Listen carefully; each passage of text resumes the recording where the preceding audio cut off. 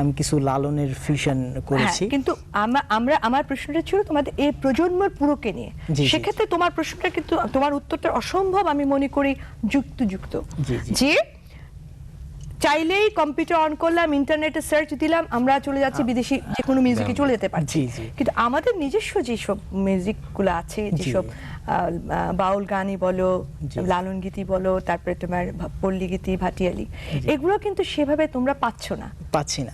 এটার আমি রিসেন্টলি আমি একটা ছোট্ট একটা কাজ করেছি একটা ফরেনারের সাথে, বাট আমি চাইছি যে উনি আমাকে মিউজিক যখন করতে বলছে ওনার একটা মুভির ব্যাকগ্রাউন্ডের জন্য, তখন আমি চাইছি যে শুধু আমার দেশীয় ইনস্ট্রুমেন্ট নিয়ে, শুধু দেশি ইনস্ট্রুমেন্ট নিয়ে আমি মিউজিক ট্র্যাকগুলি তৈরি করব। তো আমি যখন ওই কাজটা নিয়ে বসছি তখন আমি খুবই মানে কষ্ট হয়েছে আমার সুরগুলো টেনে টেনে বের করতে, যেটা আমার হঠাৎ করে গিটার নিয়ে বসলে যে সুরটা আমি খুব তাড়াতাড়ি ক্রিয়েট করতে পারতাম, কিন্তু দেশীয় একটা ইমেজ ক্রিয়েট করতে আমাকে প্রচুর কষ্ট করতে হয়েছে। এটার একটাই কারণ যে এইগুলির যে সোর্সগুলি, যে একদম মানে মূল যে সুরগুলি, এটা আসলে আমাদের কাছে অতটা আসে নাই, আমরা ওটা কখনো অতটা ডিপে যেতে পারি নাই। ফলে কিন্তু তোমরা অনেকটা অন্যদিকে ঝুঁকে পড়ছি, এটাও একটা কারণ, তাই না? আবদা, তুমি কি বলবে? আমি বলবো একই কথা, জুয়েলের সাথে অনেকটা একমত আমি। এই কারণে যে আমাদের গানগুলো, যে লোকসঙ্গীত আপনি বললেন, যে পল্লী গীতি, ভাটিয়ালি গান, এগুলো প্রায় বিলুপ্ত প্রায় এখন আমাদের দেশে এখন শোনাই যায় না। প্রথম কথা হচ্ছে এটা। আর সেটা হলো যে প্রেজেন্টেশন। ধরেন একটা ইয়াং জেনারেশনের একটা ছেলে যে সহজেই ইন্টারনেট অ্যাক্সেস পাচ্ছে, যে খুব সহজেই সিডিগুলো পাচ্ছে বাইরের দেশে, সেগুলো কোয়ালিটি অনেক অনেক ভালো, তারা শুনে মজা পাচ্ছে। কিন্তু ওই প্রেজেন্টেশনগুলো অনেক পুরানো রয়ে গেছে, যেগুলো আমরা গ্রামোফোন রেকর্ডে পেতাম বা ক্যাসেটে পেতাম আগে। প্রেজেন্টেশনের ক্ষেত্রে কেউ কিন্তু এখনো সেটাকে ডিজিটালি মাস্টার করা যায়, আবার নতুনভাবে ওটাকে প্রেজেন্টেশন করা যায়, এটা কেউই করছে না।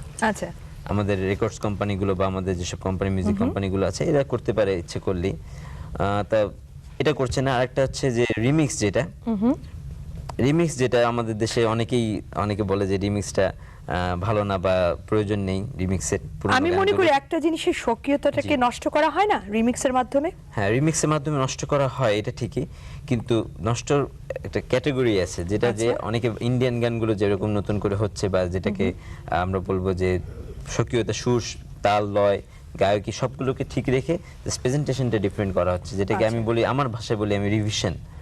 আমরা এই ধরনের কিছু কাজ করছি, রিভিশন যেটাকে বলছি, আমরা যেটাকে রিমিক্স বলছি না, আমরা নতুন ভাবে দেখছি জিনিসটাকে, বাট আমরা কোনো কিছুই নষ্ট করছি না, গায়কি, সুর, লয়, এভরিথিং আমরা ঠিক রাখছি। তুমি যদি এটাই বলছো, তোমার কথার পৃষ্ঠে আবার যা বলছি, আমরা তো আমাদের আলোচনা একেবারে শেষ প্রান্তে চলে এসেছি, তবে শেষের আগে তোমাদের দুজনের কাছ থেকে মিলিতভাবে একটা ফিউশন সঙ্গীত শুনবো।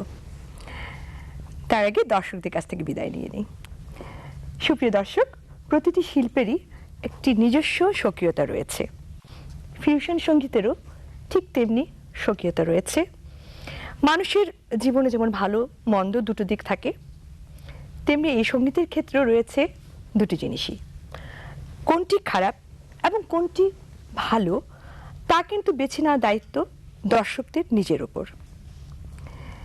তবে আর দোষ খোঁজা নয়, চলুন আমরা খারাপটা ফেলে রেখে ভালোটা বেছে নিই।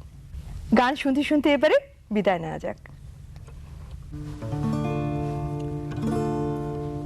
এটা আমাদের নতুন একটা গান করেছি, ফিউশন, কর্পোরেট লাভ। তোমার ব্যস্ত এ জীবন থেকে মন কখনো যদি হঠাৎ করে উঠে যায়, তোমার চেনা অফিস ফ্লোর, করিডোর, শুধু মুখগুলো সব ক্লান্ত মনে হয়, তোমার পার্লার বিউটিশিয়ান অলওয়েজ দিচ্ছে কত জ্ঞান, তবু কোথায় পড়ে তোমার মন, তোমার এফএম রেডিও খুব প্রিয়, কিছু গান নিয়ে রাতের আয়োজন,